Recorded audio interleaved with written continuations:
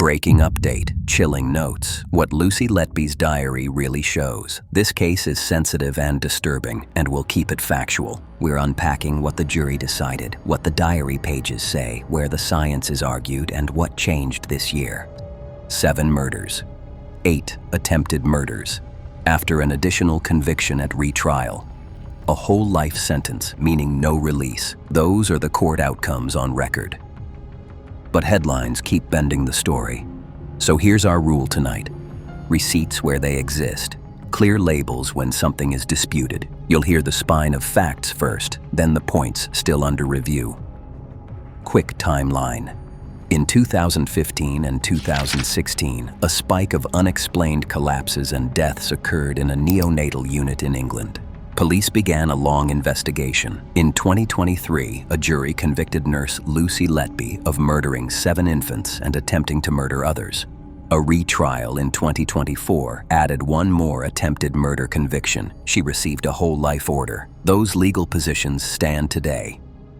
Now, the pages everyone talks about. During searches, investigators found handwritten notes in Letby's home.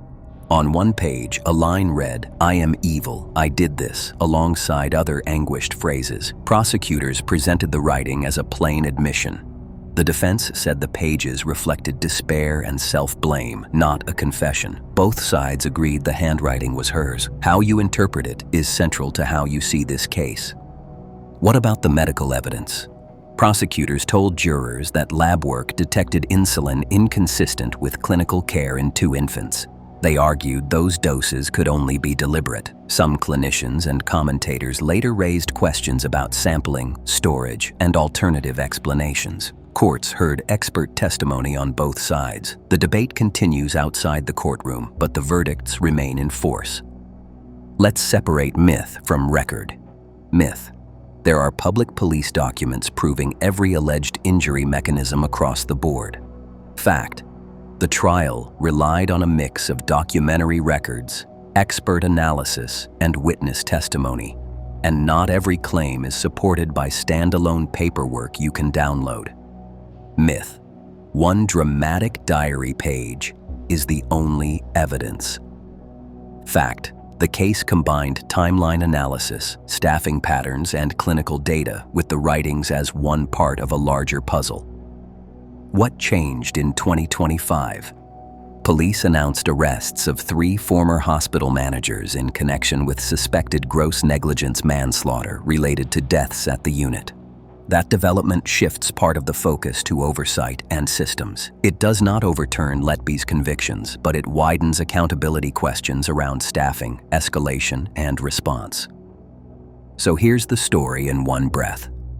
Unusual collapses flagged concern. A lengthy inquiry followed. A jury convicted Letby and the court imposed a whole life order. Handwritten pages showed raw lines that the prosecution called incriminating and the defense called the writing of a devastated person. Insulin findings became a lightning rod for argument. Appeal routes were pursued and the convictions stood. And now an ongoing strand looks at management decisions at the time.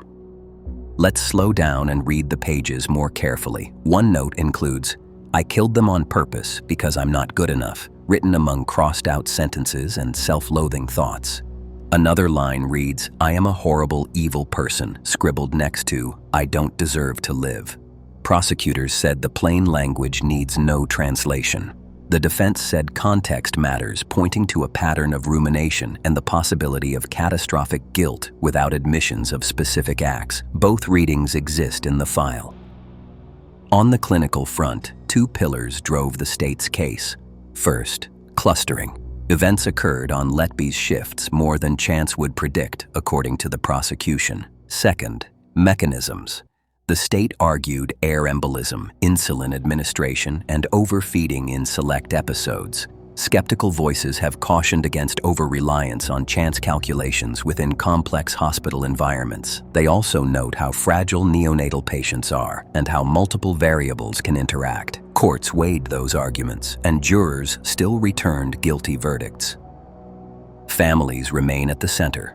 For them, every debate line hits a memory. Many relatives publicly welcomed the convictions as justice finally done. Others have called for broader investigations into clinical culture, staffing levels, and alarm escalation. Both calls can be true at once. Accountability can be individual and systemic. About appeals and reviews. Post-trial applications sought leave to appeal and were rejected. A dedicated review body has been asked to look at aspects of the case. That process can take time. If anything new clears a legal threshold, courts will hear it. Until then, the verdicts stand. So what do the diary pages actually prove? They prove the author felt overwhelming guilt and self-hatred. They prove she connected herself to events in plain words. They do not, on their own, map a clinical mechanism or a timeline. That's why the trial bound the pages together with staffing data, clinical records, and expert testimony. What do the 2025 arrests show? They show investigators are also asking whether managerial decisions contributed to preventable risk. They suggest potential failures in supervision, escalation, or response. They do not, by themselves, prove a conspiracy or invalidate the jury's findings. They widen the lens from one person to a system. Here's a clean recap you can screenshot. Convictions and whole life sentence. Fact. Handwritten pages with self-incriminating lines. Fact. Insulin detections presented by the prosecution and questioned by some experts. Disputed. Appeal applications refused to date. Fact. 3 former managers arrested in 2025 on suspicion of gross negligence manslaughter. Reported by police. Investigations ongoing. That is the spine. If you want to understand why this case won't fade, it's because each pillar touches a different nerve. The diary speaks to motive and confession. The medical debates speak to science and certainty. The arrests speak to trust in institutions. Together they keep the conversation alive long after a verdict.